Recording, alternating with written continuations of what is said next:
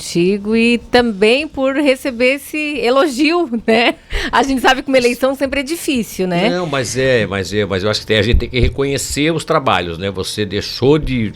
Não porque pudesse perder, todo mundo pode ganhar, pode perder. Claro. Mas eu entendo que você tinha uma reeleição garantida, mas por questões até conjecturais, daqui a pouco era um momento difícil, né? Sim, nós passávamos um momento difícil e também eu entendo assim, né? Que nós todos temos um tempo um ciclo, né? Ciclo, E entendo que como vereador a gente cumpriu um papel. E aí tem essa questão, falei semana passada ainda pro prefeito Sorato numa conversa, que tipo, o legislativo, ele é importante, muito importante. Ele aprova ou reprova e tem todo aquele trabalho de ver o que a comunidade está fazendo, ouvir o cidadão.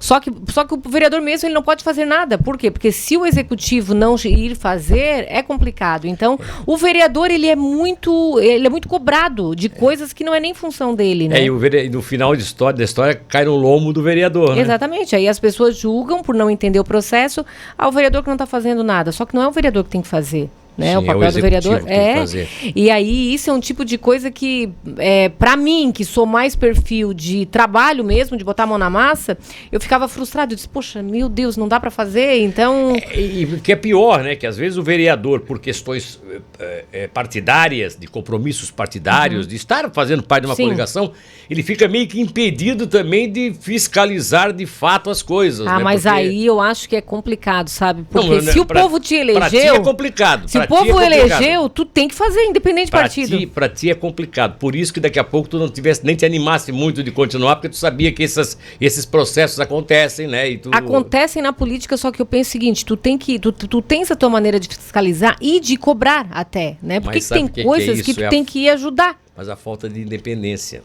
É. Tá vendo o que está acontecendo hoje no Congresso Nacional? Sim. Sabe o que está acontecendo hoje no STF? Por que está acontecendo aquilo no STF? Porque os senhores senadores da República, metade deles, metade mais um, comprometidos até o pescoço com processos, com falcatruas, né, coisa que trouxeram dos seus passados políticos, e aí se eles foram culpados ou não, mas a coisa está lá, a pendenga jurídica existe, está lá. Sim. Né, e tu tem informação, tu sabe disso, como é que se dá isso. Quer dizer, está lá, quer dizer, existe o embrólio, o cara não resolve, vai parar lá em cima. Acaba ficando, só vai aumentando. Reféns, e ficam reféns do Poder Judiciário. Sim. Aí o Judiciário faz o que quer, aí o senador faz o que quer com a sociedade, porque a sociedade vota nele, mas eles vão lá e não querem que não representam o que a sociedade quer. Então, assim, enquanto nós tivermos esses processos atrelados, sabe, Luciane, vai ficar difícil. E tem coisa que é sistema, né? Tem que haver uma reforma nesse país. Tem coisa que é sistema, não tem como mudar.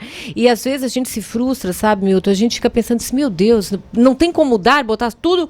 Não dá? Por quê? Porque existe o sistema, processo, existe a forma como vai.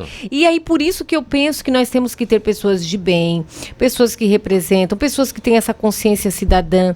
Mas é um trabalho de formiguinha, né? É esse despertar nas pessoas. Exato. Mas a gente precisa, sim, fazer a nossa parte, né? Às vezes dá um desespero, realmente, quando chega essas notícias, tu fica, poxa, de novo, poxa, né? Dá aquelas angústias. Agora tá aí, ó, aquela coisa de...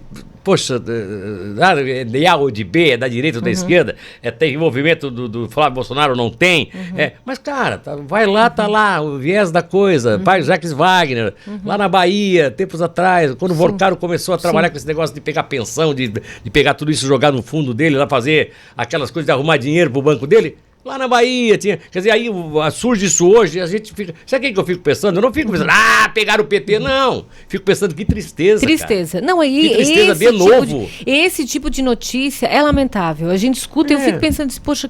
Que chato. Carta marcada, nós estamos há 20 anos perseguindo essa corrupção. E não tivemos importa. Tivemos tudo na mão, jogamos tudo fora. E assim, ó, eu fico pensando, e é justamente isso, não é direita ou esquerda, não é isso. É tipo, de novo, parece que tá tudo corrompido, parece que tá tudo... Não. Tá sendo boazinha, dizendo que parece, né? Eu acho que já tá tudo corrompido. Eu acho que não é o parece. Eu acho que tem muita coisa ainda tá tudo corrompido. Pura. Né?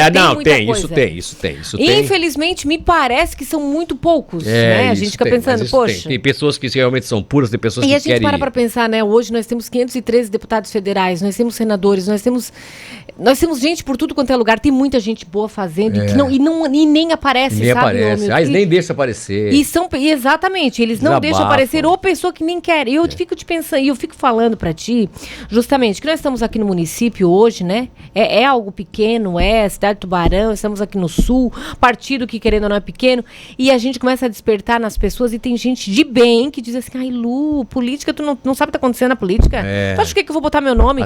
E aí eu fico pensando, poxa, por que não? Se a gente não mudar e a gente não colocar, como é que vai ser? Aí vou cobrar como? Os maus ocuparão o espaço que os bons não querem ocupar. Como é que eu vou cobrar, né? Mas nisso eu tô acreditando, assim, ó, que existe sim uma transformação no Brasil todo. Tem muitas pessoas que estão acordando. E passa pelas pessoas da decisão que elas vão tomar para a eleição agora. Exatamente. E tipo assim, eu não posso terceirizar, eu tenho sim que avaliar, eu tenho que fazer minha... Nós temos que fazer a nossa escolha, né? Não é de deixar os outros escolherem por nós. Exato. E olhar os critérios, o que é mais importante para mim. E aí, teve um empresário que falou assim para mim, Lu, tudo tem um lado bom e um lado ruim. E claro, todo ônus tem um bônus, todo bônus tem um ônus normal, de qualquer negócio é assim. Sim. Só que tu tem que fazer o teu critério e tu vê, peraí, o que é mais importante? E tu vai fazer ali, tu vai escolher talvez o menos pior, ou talvez o que tu considera realmente que te represente. Tu tem que... Porque se tu radicalizar, não vai a lugar algum. Se tu disser, não, vamos acabar com tudo e vai ser tudo diferente. Não vai dar. Não, eles nem deixam tu entrar lá no Ou sistema. Simplesmente, é verdade. Eles nem deixam tu entrar. Quando as pessoas... Por que o Bolsonaro sempre foi... Não estou aqui defendendo o Bolsonaro. Teve um monte de coisas que ele não foi... Eu também não concordei com ele. Só quem é... Eu quero descobrir a condição do Bolsonaro. Como é que esse homem conseguiu ser um mito? Como é que esse homem conseguiu ter tanta gente atrás dele? Porque ele era um cara com princípio de sinceridade. Ele fazia o sincericídio. Falava, né? Brigava, dizia, defendia as teses dele. E foi isso que deixou todo mundo meio arrepiado com ele. Sim. Por que o pessoal não gostou? Pô, o Bolsonaro tá aqui conosco, faz 7 legislaturas. Era pro Congresso ter apoiado ele. Que nada. Esse cara é maluco, o Bolsonaro é doidão. Ele não... Por quê? Porque o Bolsonaro, a princípio, não participava daqueles esquemão deles. E eles ficavam... até hoje ele paga um preço, tá pagando lá, sendo condenado, na minha ótica, de forma injusta, enfim, não é o caso. Sim. Mas isso representa um pouco o que é a política brasileira. Quando tu tenta fazer alguma coisa contra o sistema... Mas eu concordo contigo completamente. Quando tu tenta fazer alguma coisa contra o sistema, tu tá condenado a pagar um preço por isso. Alto. E não é só aqui, foi na história da humanidade, foi assim.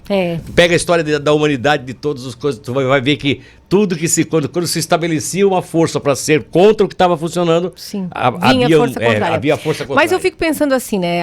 Se a gente começa a olhar a história lá de trás, eu gosto muito das histórias da Bíblia. Sim, quando começou os reis, né, os governantes, os líderes, vinha oposições, e muitas vezes de dentro de casa, né? Tem a história de Davi, que é Absalão, que é o próprio filho que chegou, e aí ficou na porta do palácio, ficou 4 anos, na verdade, ali conversando com todo mundo para tirar o poder do pai, né? E eu fico pensando assim, poxa, existe isso? É antigo? Muito antigo. É bíblico, Muito. Então, assim, existe essa briga do bem e do mal. Só que o que eu percebo, assim, Hamilton, que o bem sempre vencia. Por quê? Porque quando tu vai pra Deus e tu faz a coisa correta e tu se torna transparente, no caso de Davi, que ele era o rei de Israel e ele tinha o povo junto com ele, ia pras batalhas e vencia tudo, ele passava, assim, pelas batalhas, mas ele vencia. E eu fico pensando que nós podemos viver isso aqui também, né? Tu estás vivendo isso porque tu é uma pessoa, tu é evangélica, de raiz evangélica, né? E tu também já passasse pela... Tu é cristã, acima de tudo cristã. Sim. Eu sempre costumo dizer, não tem esse negócio de evangélico ou católico, porque no fim todos somos cristãos, tá? Aqui existe uma questão de visão de como interpretar a religião, mas a religião é a mesma. Nós não somos antagônicos com relação à religião. Sim, concordamos com a Bíblia, concordamos com a Bíblia, né? Não concordamos às vezes da forma de agir é diferente. Tanto que as igrejas evangélicas, né? As igrejas evangélicas tem umas que agem de uma forma, outras agem de outra. E se a gente parar para pensar em igreja, Milton, o que acontece? A igreja hoje, ela é coordenada, cuidada por homens. Sempre homens, foi, né? Sim, que são falhos. Nós somos criadas falhos, pelos né? homens e sempre foi coordenada pelos homens. homens. E eu entendo que Deus faz apesar de nós, né? Porque mas aí, mas aí que a pergunta que eu te faço é a seguinte, tu pode me responder depois do intervalo comercial, porque o assunto acabou ficando interessante. Já mudou. Já mudou, a pauta era uma e nós trouxemos para outra. Interligado. Mas é importante ter aqui uma ex-vereadora, uma mulher que faz política ainda, que está na atividade política e que pode ter essa visão, até uma visão de uma pessoa ligada à igreja, evangélica, família, que defende essas questões que são importantes.